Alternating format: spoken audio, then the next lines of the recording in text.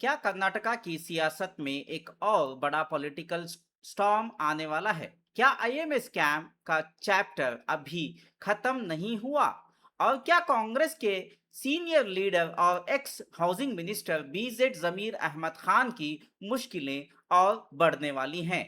लोकायुक्ता ने कर्नाटका गवर्नर से prosecution sanction मांगी है और आरोप है कि जमीर अहमद खान के पास उनके जायज आमदनी से लगभग 25 करोड़ ज्यादा की संपत्ति मौजूद है। सबसे बड़ा सवाल यह है कि क्या यह सिर्फ एक रूटीन लीगल प्रोसीजर है या कर्नाटका पॉलिटिक्स में इसका बड़ा सियासी असर देखने को मिलेगा। और सबसे इंपॉर्टेंट सवाल, इसका आईएमएस स्कैम से क्या कनेक्शन है। आज के वीडियो में हम फैक्ट्स, टाइमलाइन और लीगल प्रोसेस को डिटेल में समझेंगे। अस्सलाम वालेकुम दोस्तों, मैं हूं फरहान रशीद और आप देख रहे हैं डिजिटल पॉलिटिशियन, सच पे फोकस। आप और कर्नाटका पॉलिटिक्स, लीगल अफेयर्स और पब्लिक इंटरेस्ट मैटर्स को फैक्ट्स के साथ समझने की कोशिश करेंगे। चैनल को सब्सक्राइब करें और बेल आइकॉन दबाना ना भूलें।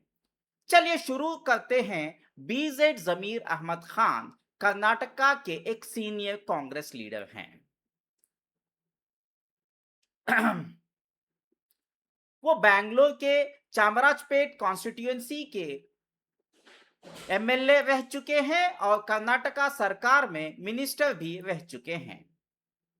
पॉलिटिकल कैरियर के दौरान वो जनता दल से लेकर कांग्रेस तक का सफर तय कर चुके हैं। कर्नाटका पॉलिटिक्स में उनका काफी प्रभाव माना जाता है। मुस्लिम कम्युनिटी में भी उनकी एक अलग पहचान रही है और बेंगलुरु पॉलिटिक्स में उन्हें एक इन्फ्लुएंशियल नेता का रूप में देखा जाता है। लेकिन पिछले कुछ सालों में उनका नाम कई इन्वेस्टिगेशंस और एलिगेशंस में सामने आता है। अब एक बार फिर उनका नाम आईएमए लिंक डिसअप्रोप्रिएशन एसेट्स केस में दिखाई देता है। लेटेस्ट रिपोर्ट्स के मुताबिक कर्नाटका लोकायुक्ता पुलिस ने गवर्नर से प्रोसिक्यूशन सैंक्शन मांगी है। यह सैंक्शन इसलिए जरूरी होती है क्योंकि किसी सर्विंग या फॉर्मर पब्लिक सर्वेंट के खिलाफ कुछ कानूनी प्रक्रिया शुरू करने के लिए कॉम्पिटेंट अथॉरिटी की परमिशन की जरूरत होती है। लोकायुक्ता का कहना है कि इन्वेस्टिगेशन के दौरान ऐसे फाइनेंशियल रिकॉर्ड्स और एसेट्स सामने आए जो उनकी डिक्लेयर्ड इनकम से काफी अधिक हैं। मीडिया रिपोर्ट्स के अनुसार लोकायुक्ता ने गवर्नर को 1000 से अधिक पेजेस की रिपोर्ट सबमिट की है। इस रिपोर्ट में अलीज्ड डिसप्रपोर्शनेट एसेट्स का डिटेल एनालिसिस किया जाएगा। इन्वेस्टिगेशन एजेंसीज का दावा है कि लगभग 25 करोड़ की संपत्ति उनकी नॉन इनकम सोर्सेस से अधिक पाई गई। अब गवर्नर के फैसले का इंतजार है। अगर सैंक्शन मिलती है तो लोकायुक्ता कोर्ट में प्रोसिक्यूशन कंप्लेंट और चार्जशीट फाइल की जा सकती है। बहुत से व्यूअर्स के मन में सवाल होगा कि डिस्प्रपोर्शनेट असेट्स या डीए केस होता क्या है। सिंपल लैंग्वेज में समझे तो जब किसी पब्लिक सर्वेंट या पब्लिक ऑफिस होल्डर के पास उनकी ऑफिशियल इनकम और डिक्लेयर्ड इनकम सोर्सेस से काफी अधिक संपत्ति पाई जाती है तो इन्वेस्टिगेटिंग एजेंसीज उसकी जांच करती है। इन्वेस्टिगेशन में देखा जाता है सैलरी और लीगल इनकम कितनी है, प्रॉपर्टीज कितनी हैं, बैंक ट्रांजैक्शंस क्या हैं, इन्वेस्टमेंट्स कितनी हैं, लोन्स और लायबिलिटीज क्या हैं, एक्सपेंडिचर्स और लाइफस्टाइल पैटर्न क्या रहा है। अगर एसेट्स और इनकम में बड़ा अंतर मिलता है तो डिस्प्रपोर्शनेट एसेट्स का केस बन सकता है, लेकिन फाइनल डिसीजन हमेशा कोर्ट एविडेंस के आधार पर ही करती है। अब आते हैं सबसे इंपॉर्टेंट सवाल पर। इस केस का आईएमए स्कैम से क्या कनेक्शन है? आईएमए यानी आई मॉनिटरी एडवाइजरी कर्नाटका का एक बहुत बड़ा फाइनेंशियल स्कैम था जो 2018 में सामने आया था। हजारों इन्वेस्टर्स ने अपने सेविंग्स इस स्कीम में इन्वेस्ट की थी।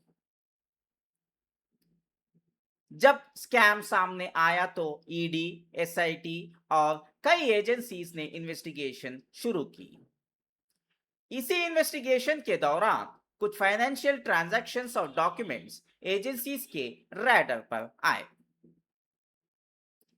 रिपोर्ट्स के मुताबिक इन्वेस्टिगेशन एजेंसीज ने कुछ ट्रांजैक्शंस और असेट रिलेटेड इंफॉर्मेशन को एग्जामिन किया, जिसके बाद डिस्प्रपोर्शनेट एसेट्स एंगल पर इंक्वायरी शुरू हुई।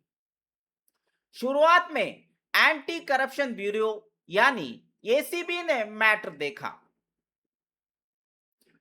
बाद में कर्नाटका में एसीबी को खत्म कर दिया गया और उसके बाद कई केसेस लोकायुक्ता को ट्रांसफर कर दिए गए।